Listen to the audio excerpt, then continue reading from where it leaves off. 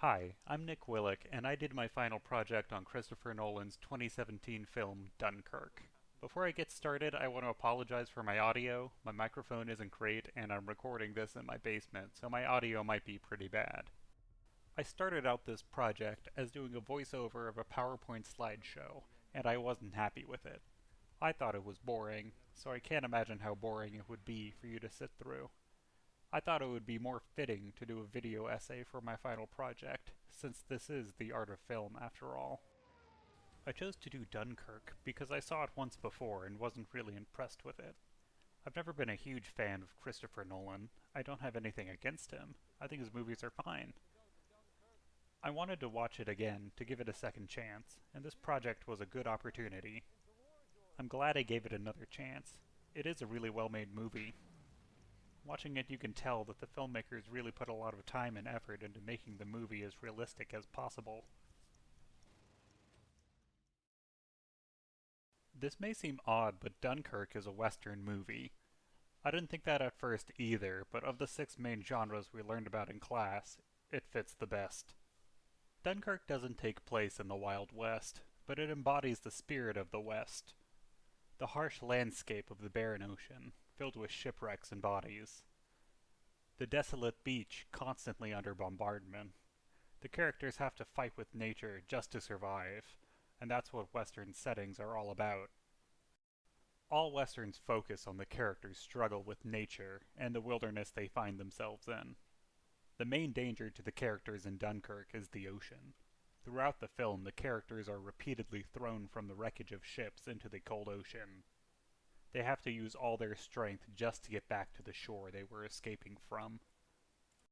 Like classic westerns, where the natives are part of the wilderness, I would argue that the Nazis in Dunkirk are not the antagonists of the film, but rather a force of nature, a looming threat that the characters have to survive. Only one of the characters actively fights them. The other five main characters are just trying to evade and survive their relentless attacks. To further this, you never see the Nazis. Throughout the film, enemy soldiers are never shown. They are a looming, faceless threat. The characters only see their planes, torpedoes, and their bullets hitting around them.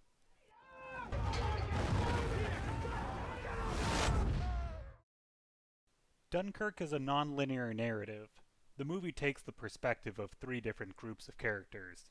A group of soldiers on the beaches of Dunkirk, a small sailing yacht that's conscripted to ferry soldiers to England, and a trio of RAF pilots sent to defend the evacuation. These groups are quickly whittled down to our three main characters and a few side characters. The events are presented in a non-linear fashion. The audience doesn't know when the events are taking place in the story's timeline. The climax of the movie happens when the groups meet and their stories intersect. The story has some brief intro text setting up the plot, but besides that, the story is told through restricted narration. The audience only knows what the characters know. However, there are some scenes that take place out of order chronologically, where the audience can infer what will happen from a different character's viewpoint. I wouldn't consider any of the characters to be round characters. The soldier on the beach has a heroic moment for a mostly unheroic character, but besides that, the characters are just there to do their jobs and get out. I've never criticized Christopher Nolan for his production design. His films always look amazing because he uses as many practical effects as he can, then blends them with CG effects. Most of Dunkirk takes place outside, mainly on the beach and in the English Channel. Most of the exterior scenes were shot outside on location. The only noticeable set pieces were the interiors of the planes and the ships. That being said, the interior set pieces were probably my favorite parts of the film. The costumes were very well done.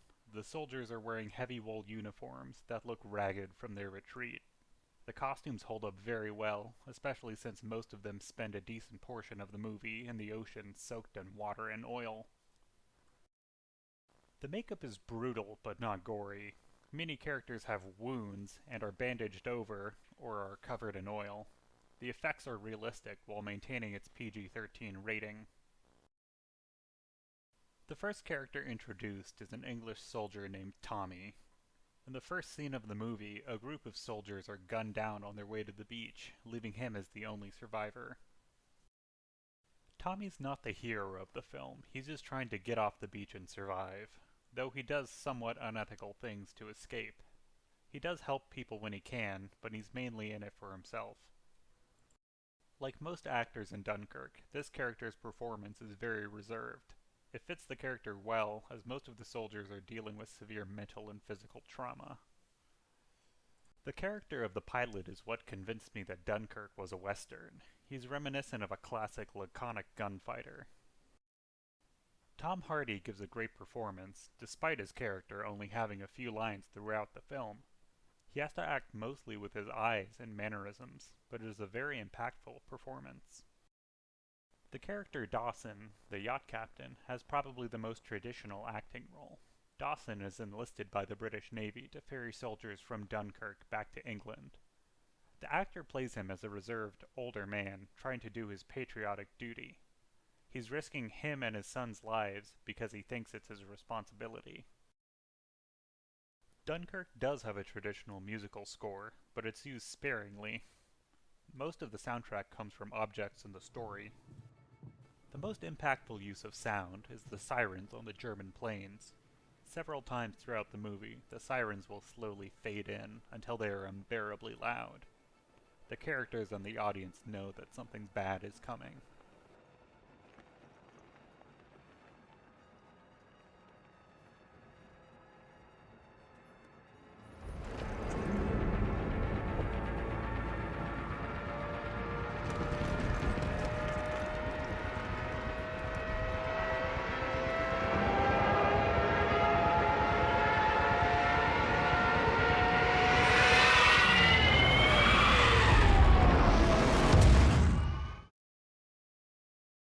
The sounds of water are also pretty prevalent throughout Dunkirk.